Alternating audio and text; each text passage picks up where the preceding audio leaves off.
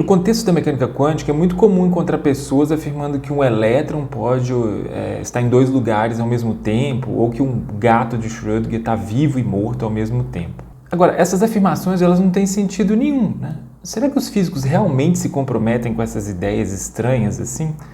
Nesse vídeo a gente vai ver que não. A gente vai ver que a maioria das interpretações da mecânica quântica, né, não se comprometem com esse tipo de ideia estranha. Esse é o canal Cientificar, um canal de divulgação científica que a gente fala sobre física, sobre ciência, sobre filosofia da ciência. E se você gosta desses temas, se inscreva no canal, assim o YouTube vai te indicar os próximos vídeos que a gente vai postar. Bom, então vamos começar pela origem desse problema, né? Por que algumas pessoas pensam, né, interpretam dessa forma, que a mecânica quântica autoriza estados desse tipo, em que uma partícula está em duas posições ao mesmo tempo, né? Ou que, sei lá, o gato de Schrödinger está vivo e morto ao mesmo tempo, né? De onde que surge isso, né? Essa é uma interpretação bem torta, bem complicada, né, de um estado da mecânica quântica que é chamado de estado de superposição. Então, primeiro, a palavra estado na física, né, é usada de uma forma semelhante àquela que a gente usa na linguagem normal, né? Quando a gente vai falar sobre estado de alguma coisa, por exemplo, sei lá, você fala o estado de um determinado do seu sofá está velho, está novo, né? E aí isso caracteriza o estado de um objeto, né? E na mecânica quântica, na física em geral, a coisa funciona de forma parecida, né? Quando a gente fala do estado de alguma coisa, a gente está falando do nosso objeto de estudo e qual é a situação dele, né? Quais são as características do objeto de estudo em um determinado instante de tempo. Então isso que é um estado, tá? Em física, em mecânica quântica, né? Acontece que os estados da mecânica quântica, eles são representados por um objeto matemático que é um vetor, tá? Então quem estudou um pouco física no segundo grau, né, no ensino médio, lembra lá de vetores, força, né? E aí vocês vão lembrar que o vetor, assim, se a gente apresentar, por exemplo, essa representação que aparece aqui na figura, né, essa aqui é um vetor num espaço mais simples, né, um espaço de duas dimensões. Então, um vetor é um objeto que pode ser escrito em duas componentes nesse caso, né, como a soma de duas componentes nesse caso. Então, o vetor tem essa propriedade, né? Ele pode ser escrito como a combinação linear, né? A combinação de dois outros vetores, tá? Isso é um negócio chamado princípio de superposição. E se os estados quânticos são representados por vetores, e aí não é mais um vetor desse que apareceu na imagem, porque os vetores da mecânica quântica eles são um pouquinho mais complicados, assim, né? Eles aparecem no espaço, que é um espaço um pouquinho mais complicado, o espaço envolve números complexos e tal, a gente não precisa entrar nisso, mas assim, é um elemento matemático parecido, né? O estado da mecânica quântica, né? É um elemento parecido com esse, ele é um vetor, né? E ele tem também essa propriedade de superposição. Então você pode ter situações em que você tem um estado quântico que é uma superposição de outros dois estados. Por exemplo, né, eu estou colocando essa imagem só para ilustrar, tá? Essa equação só para ilustrar. O elétron ele pode estar no estado, ele pode ser preparado em estado, que é uma superposição de estado que caracteriza a posição A e o estado que caracteriza a posição B. E ele está numa superposição desses dois estados de posição, né? Esse tipo de estado é um estado de superposição quântica.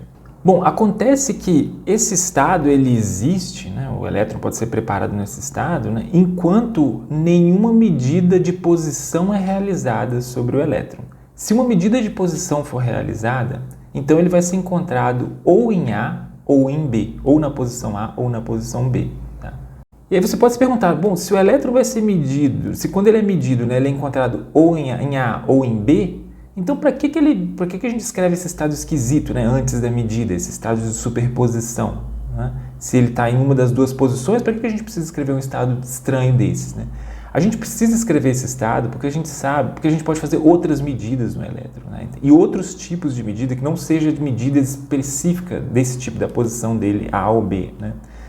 E aí essas outras medidas nos indicam que o estado que o elétron está, na verdade, não é um estado de ou posição A ou posição B, mas é um estado de superposição. O que eu estou querendo dizer é o seguinte, existe uma diferença entre esse estado que aparece aqui, né, que é o estado de superposição quântica, e um estado que caracteriza o elétron na posição A ou na posição B. Porque se o estado do elétron fosse desse tipo, né, ou posição A ou posição B, né, Então, não teria mistério nenhum, né? Esse estado é um estado conhecido, é o estado que a gente, por exemplo, usa para caracterizar um sorteio, né? É um estado chamado de mistura estatística. Se você pegar uma moeda e fizer um sorteio, né, e não mostrar qual é o resultado, antes de revelar o resultado, a gente pode dizer que a moeda está num estado que é ou ela é cara, com 50% de chance, ou ela é coroa, com 50% de chance. Se o elétron tivesse uma situação desse tipo, a gente não precisaria usar esse estado estranho que aparece aqui, né, que é esse estado de superposição. Tá? Esse estado só é usado porque a gente consegue fazer experimentos que mostram que o elétron não está nessa situação de posição A ou posição B. Ele está numa outra situação. Que situação é essa? Bom, isso que a gente vai ver daqui a pouco.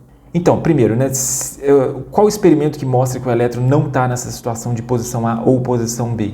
O experimento é um experimento, né, que pode mostrar isso, é um experimento muito famoso, é um experimento de fenda dupla. A gente gravou alguns vídeos aqui sobre o experimento de fenda dupla, né, eles aparecem aqui no card. Agora, assim, falando de uma forma bem rápida, né, a ideia é que você pode pegar objetos quânticos, como o elétron, átomos ou até moléculas, né, e lançar esses objetos num aparato que é esse que aparece aqui na figura, né? Você tem duas fendas, né? O elétron passa por você lança vários objetos, né? Se você estiver fazendo experimento com elétrons, por exemplo, ou com átomos, né? Você vai lançar os átomos ou os elétrons e eles vão passar alguns vão passar por essas duas fendas e aí eles vão ser registrados um a um por uma tela que fica atrás das duas fendas. Se você faz esse experimento com, sei lá, bolinhas de paintball, assim, né, ou bolinhas de tênis, e aí marca a posição delas na tela, você tem um resultado parecido com esse aqui que aparece na figura, né, um resultado de uma distribuição espalhada lá na tela após as duas fendas. Agora, se você fizer esse experimento com ondas, você tem esse outro resultado que aparece aqui na tela também. Quando você lança elétrons um a um, o resultado é um resultado parecido com o das ondas, mas o registro é pontual, né? Então, o resultado para os elétrons ou para os átomos é desse tipo que aparece aqui. Então, esse registro dos elétrons na tela, né, essa distribuição dos elétrons, mostra que eles não se comportam como as bolinhas de tênis ou como as bolinhas de paintball, né? O que isso quer dizer? Quer dizer que eles não têm uma trajetória definida, quer dizer que eles não passam pela fenda A ou pela fenda B. E aí, bom, então eu não posso caracterizar a posição do elétron. Nesse caso, né, como é que a gente vai caracterizar então o estado do elétron quando ele atravessa as fendas, né? A gente vai caracterizar o estado do elétron usando esse estado de superposição quântica, tá? A gente não pode dizer que o elétron passou pela fenda A ou pela fenda B, mas a gente tem que falar porque ele é registrado, porque a gente sabe como é que vai ser o registro dele, né? A única forma de descrever esse registro que é obtido no experimento é considerando que o elétron está num estado de superposição depois que ele passa pelas duas fendas. E esse estado de superposição é diferente do estado de elétron passando pela fenda A ou pela fenda B, né? É o elétron passando por onde? Bom, esse é um problema gigantesco de interpretação da mecânica quântica, né? Por onde passou o elétron, né? Isso é o equivalente a perguntar, né, o que essas perguntas sobre por onde que o elétron passou, né, como é que ele está numa determinada situação, né, após a fenda, essas perguntas, na verdade, são perguntas sobre a interpretação desse estado, né, como interpretar esse estado de superposição.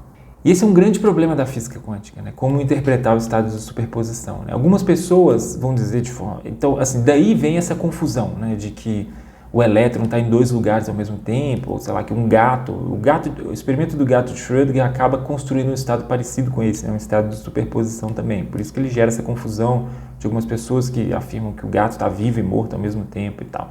Mas é claro que isso não tem sentido, não tem como os físicos abraçarem uma interpretação exótica desse tipo. Então existem outras formas de interpretar esse estado, né? Eu vou falar de duas formas aqui, né? Uma é a mais usada, né, pela comunidade científica, né? Uma interpretação que foi desenvolvida pelo Niels Bohr, né? Uma interpretação que a gente conhece como interpretação de Copenhague. Existe uma outra interpretação também, que é a interpretação que ficou famosa ultimamente, muito por causa de filmes e porque ela tem um caráter assim, bem exótico, né? A interpretação de muitos mundos. Em nenhuma dessas interpretações, nenhuma das duas, né, existe essa ideia de que o elétron está em duas posições ao mesmo tempo, né? Ou de que o gato está vivo e morto lá no experimento imaginário de Schrödinger. Bom, então qual que é a saída que essas interpretações vão encontrar, né, para esse dilema aí, para a interpretação desse estado, né? Bom, vamos começar com a interpretação de Copenhague, tá? Então a gente sabe que esse estado, que é o estado de superposição, ele não, nesse caso, né, você não tem o elétron na posição A ou na posição B, né? Você não tem essa situação. Então mas também falar que o elétron está nas duas posições ao mesmo tempo não tem sentido. Então, como é que esse estado vai ser interpretado, né? O Bohr, na forma mais assim, na forma mais madura da interpretação de Copenhague, vai dizer que esse estado, né, esse tipo de estado, ele é um estado matemático. Ele é um instrumento que nos permite calcular a probabilidade de encontrar o elétron. Mas a posição do elétron, né, ela só tem sentido falar de posição do elétron, então só tem sentido de falar dessas propriedades físicas quando um registro experimental for feito, ou seja, quando o elétron bater na tela lá do fundo, depois das duas fendas, e mostrar a posição dele. Antes disso, não tem sentido falar que o elétron tem essa propriedade, olha só, né? Então, o estado do elétron, esse estado de superposição, é um estado matemático, é um instrumento de cálculo, é um instrumento que nos permite fazer um cálculo sobre a probabilidade de encontrar o elétron em algum lugar. Então, se a gente fizer um experimento, se a gente terminar o experimento, qual que é a probabilidade de encontrar o elétron na posição A ou na posição B? Esse estado pode nos dar essa informação. Agora, antes da medida, né, não tem sentido falar na posição como uma quantidade física, como uma quantidade real, tá? Isso só tem sentido depois da medida. Essa interpretação, né, essas ideias, elas podem ser vistas de forma mais ampla, né, como uma espécie de definição do que é realidade, né? Porque se a física pretende descrever o que é real, né, então para o Bohr aqui ele está indo numa direção que é a seguinte, de afirmar que realidade, né, aquilo que a ciência que é o objeto de estudo da ciência, são as coisas que são medidas no laboratório, são as coisas que são observadas, né? Agora, antes da observação, né, por exemplo, esse estado de superposição, como eu falei, do elétron, vamos lembrar do exemplo das fendas. Enquanto ele está passando pelas fendas, não tem registro experimental, né? Então não tem sentido falar da posição dele ainda, né? Só tem sentido falar da posição quando o registro acontece. Então o que a gente tem antes do experimento é uma situação em que você tem apenas uma representação matemática, né? Mas você não tem uma descrição física do que está acontecendo. Então a gente pode dizer que o Bohr aqui adota uma saída, né, para interpretar esse estado, né, para não ficar abraçado com uma ideia bizarra de que os elétrons existem em duas posições ao mesmo tempo, né? Ele cria uma espécie de critério de realidade ali, que ele vai falar, bom, realidade para a gente, ou o objeto de interesse da ciência é aquilo que é a medida experimental, né, o resultado de um experimento. Então a gente não precisa se comprometer com essa ideia estranha de que o elétron é medido, de que o elétron está em duas posições ao mesmo tempo, quando ele está nesse estado de superposição, porque ele nunca é medido em duas posições ao mesmo tempo, né? Então, a gente não precisa abraçar essa ideia. Bom, se nesse caso a gente usa esse critério, né, de realidade, em que a realidade é aquilo que é observado, né, existem outras alternativas, né? E uma outra alternativa é a interpretação de muitos mundos. No caso da interpretação de muitos mundos, a gente não precisa adotar essa noção de realidade como aquilo que é observado, ou que o real é apenas o resultado dos experimentos, né? Mas aí você tem que incorporar ali alguns elementos mais estranhos, assim. Então, o que os criadores ali, né, um físico importante, né, que é um dos pais dessa interpretação, é um físico chamado Everett, né? Então, como é que eles vão elaborar essa interpretação? Eles vão dizer o seguinte, né? Para a interpretação de muitos mundos, um objeto como esse, né, uma superposição quântica, ela cria uma bifurcação em dois mundos possíveis, né? Em um dos mundos, o elétron está realmente na posição A e em outro mundo, o elétron está na posição B. Nesse caso, as propriedades, né, de posição, propriedades físicas dos objetos, elas não são dependentes da observação, né? Elas não, a definição, elas são reais, né? Elas são consideradas como reais mesmo antes da observação, né? Mas você tem que abraçar essa noção de que cada vez que surge uma superposição quântica, surge uma bifurcação de mundos e você tem infinitos mundos paralelos. Então, em nenhum desses casos, a gente precisa usar essa ideia bizarra de que um objeto está em duas posições ao mesmo tempo, né? Nem na interpretação de Copenhague, nem na interpretação de muitos mundos.